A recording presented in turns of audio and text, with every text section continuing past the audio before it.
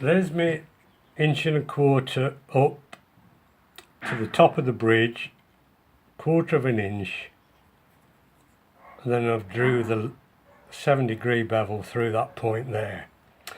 This mark here is where the rosewood, over here Sarah,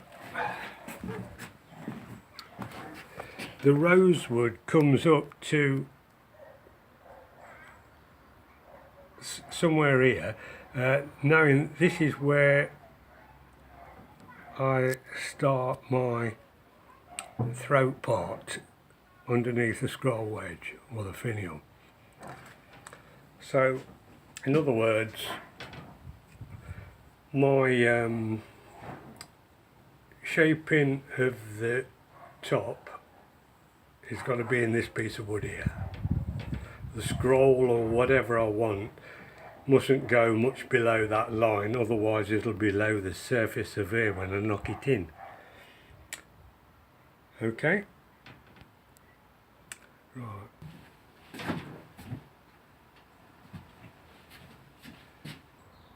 Right, I've drawn the wedge.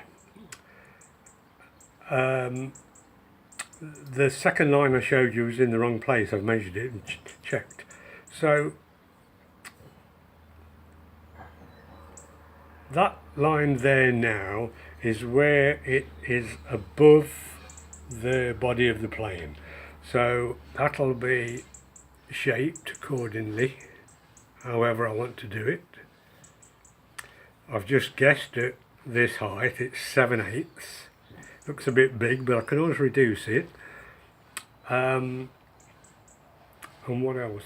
Oh, and I've put a gauge line, 5/16 gauge line, both sides, because I'm going to, from that point there, I'm going to dish it, but I don't want to go below 5/16.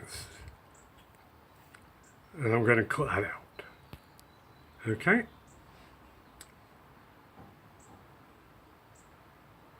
Right.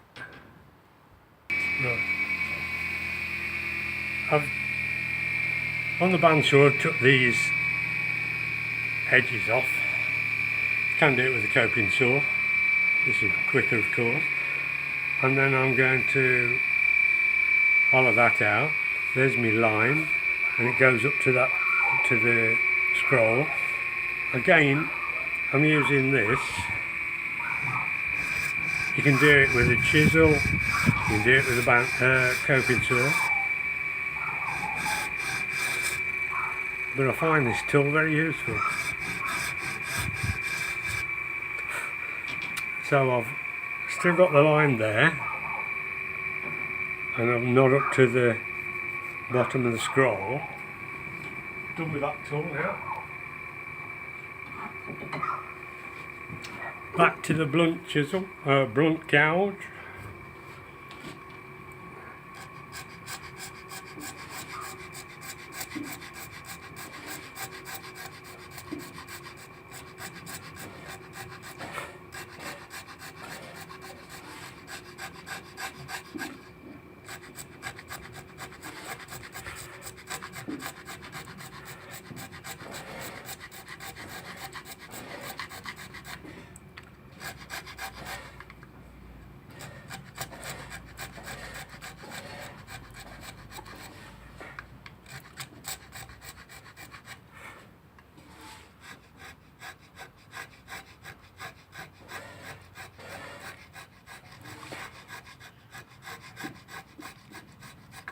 I find it absolutely impossible to do this with a sharp gouge.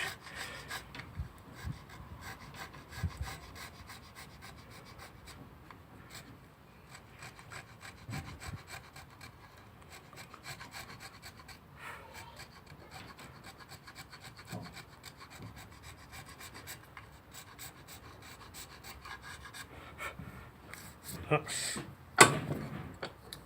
one side done. Can't see in the light.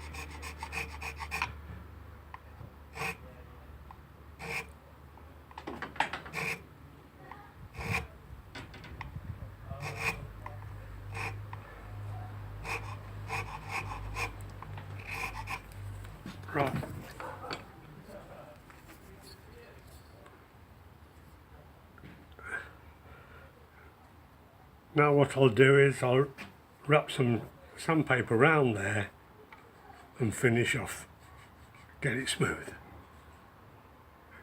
That'll do.